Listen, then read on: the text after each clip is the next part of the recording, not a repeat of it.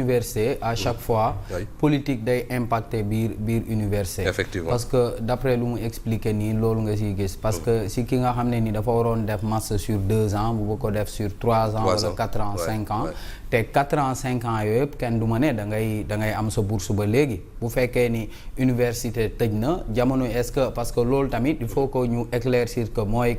jamono ji nga xam ne université dafa tëjoon est-ce que jamono jooju bourse yi ñoo ngi ko doon reverser aussi les étudiants. Certainement mais ñoom li ñu jàpp mooy ce n'est pas de leur responsabilité ñoom ñu ngi à disposition mais autorités yi ñoom ñoo tëjoon. Effectivement waaw mais maanaam si période bi nga xam ne nii université tëj na y a pas de cours au niveau de l'université est-ce que période boobu étudiants yi ñoo ngi doon jot seen bourse. kan moo doon fay bourse. tëj bi c'était pas sur une année ah. tëj bi dañu ko doon tëj temporairement waaw manifestation amee. yéen a ko doon jot wala jotul. mais yéen a ko doon non c'est une question. je comprends est-ce que yéen a ko doon jot wala jotoo leen ko waaw. période bi ñu tëj université man je ne suis pas sûr ba xam ñi ngi doon jot sincèrement. parce que man bokkuma woon ci ñi doon jot. et puis 2021 j'étais au lycée. année tëj bi je pense que nekkul dañ ko tëj pendant une année mais dañ doon tëj par 2 mois mooy tëj effectivement après ñu tëjaat ko. xam nga 8 mois boo ko tëjee. parce que année bi la c'est 9 mois daal c'est 9 mois une année. donc le problème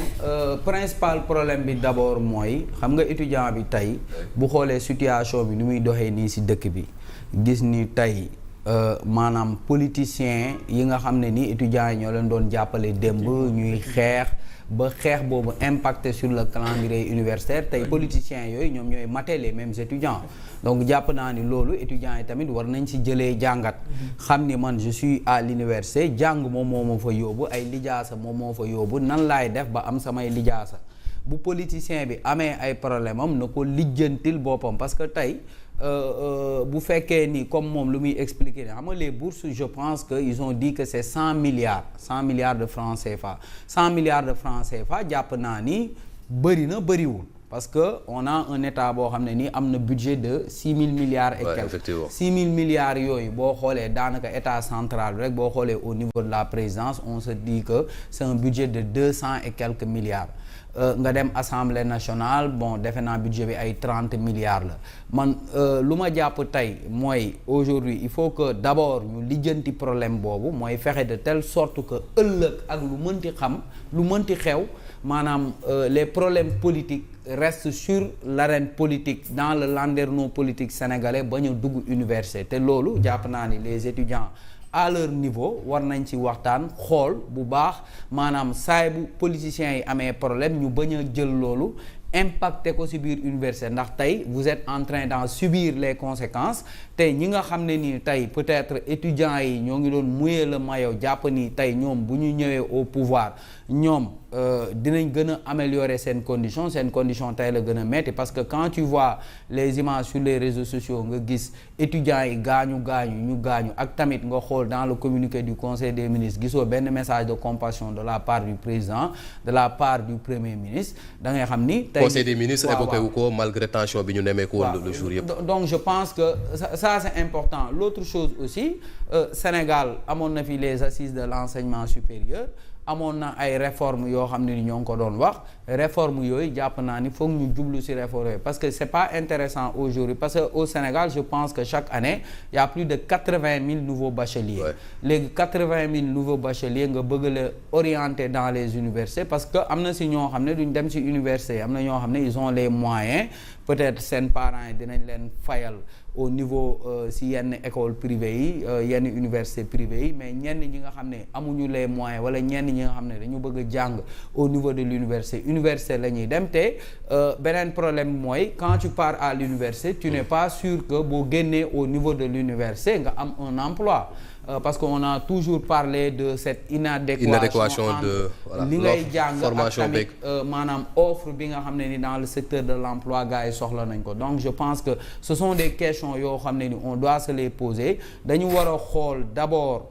parce que ça ne sert à rien chaque année nga ne formé naa ay centaines de milliers d'étudiants wala des milliers d'étudiants ba pare ces étudiants là se retrouvent au chômage leneen li aussi mooy on doit faire de telle sorte que tey l'étudiant même si tu es au niveau de l'université que tu puisses avoir un emploi je sais pas comment mais ñu aménager il y a les boulots d'étudiants yi nga xam ne ça existe il y a les centres d'appel et autres yëpp yoo xam ne étudiants ñi ci yëngu mais maanaam état bi moo ko war a gën a intégrer tey pour xool tey parmi les étudiants comment faire pour recruter le maximum d'étudiants yoo xam ne dañuy mën a def ay stages ça va leur permettre aussi de pouvoir financer les études xam nga boo xoolee dans les pays étrangers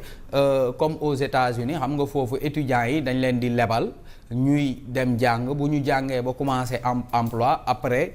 mën a fay li nga xam ne nii lebal nañ leen ko je pense que maanaam ce sont des questions de fond il faut que ñu xalaataat bu baax par rapport ak surtout inadéquation boobu bi nga xam ne nii am na entre li nga xam ne ni moom la ñuy jàng au niveau des universités ak tamit le marché de l'emploi. Le marché de l'emploi on va y revenir mooy doon piste de solution yi le temps que ñuy reveniraat ci ki nga xam ne moom mooy Baye Modou Dieng Bokar dañ lay jël finalement est-ce que li ma wax léegi Oumar base bi nekkul liñ perturber le calendrier académique.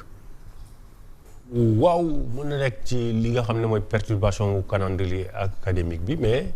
bon ñun bu ñu référé woo par rapport au régime du président Macky Sall mosuñu am problème yooyu te dafa doon am période bi nga xamante ni calendrier académique bi da doon perturbé wu aussi parce que grève yi c'était récurrent mais li ñu jàpp le président Macky Sall moo yokk bourse yi te itamit véritablement def na lu mucc ayib ci éducation bi ci université parce que yokk na pavillon yi espace bi c'est beaucoup plus adéquat restaurant yi mu yokk ko le campus social ñu gën ko aménager te et puis aussi mu construire ay universités de nouvelles universités ak ENO yi ñu def véritablement li ñu jàpp mooy le président Macky Sall et comme actuellement l'actuel régime ku mel ni le président Diomaye comme le premier ministre quasiment université lañ jaar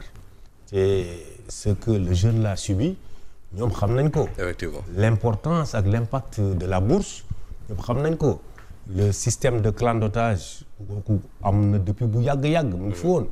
suñ si apporté wul ay solutions surtout l'actuel régime le président Macky Sall moom véritablement je pense que ni c'est pas exagéré certains étudiants ont fait amende honorable parce que quand même reconnaître nañ ko ni moom sous son magistère l'université traversé wul quand même cette crise aiguë bi nga xamante ni non seulement. Est-ce que loolu mooy jafe-jafe bi nekkul ne président Macky Sall a trop gâté les étudiants. Non c'était en adéquation avec le contexte de l'heure parce que l'université li muy recevoir étudiants yi am bac annuellement dafa bëri il fallait trouver des solutions et puis le coût de la vie malgré tout ça le président wàññi leen ticket restauration yi yooyu président aussi dafa traduire moom itamit li mu xam. Parce que un produit de l'école sénégalaise surtout de l'université ku xam ni mu méttee woon ak les bourses ñuy jógee dans les zones rurales ñëw à Dakar pour nga am foo dëkk nga nekk dans la quiétude pour jàng sa jàng lu koy yàq dafay gaaw trop su fekkente ni l'État jëlul toutes ses responsabilités pour faciliter leen bourse bi surtout. Effectivement waaw c'est important alors Sylva li ñu tàmmoon di gisant à l'université Cheikh Anta Diop de Dakar notamment ak yi nga xam ne mooy nekk ci au niveau régional université dañ régime bi passé daf ñu tàmmaloon avec Maguette Sène avec ki nga xam ne mooy Abdoulaye Seydou Sow bu ñëwoon on sentait que ne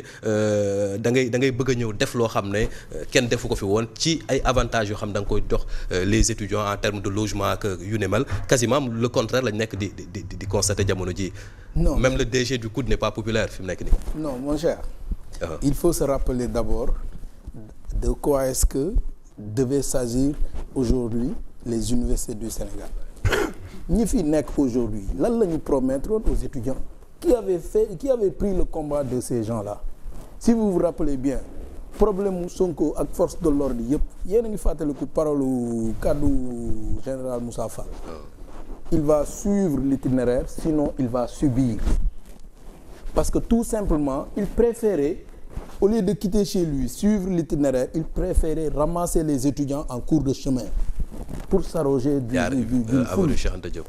Mais bien sûr, parce que xam na ni dooleem yëpp c'était les étudiants. Tout à fait.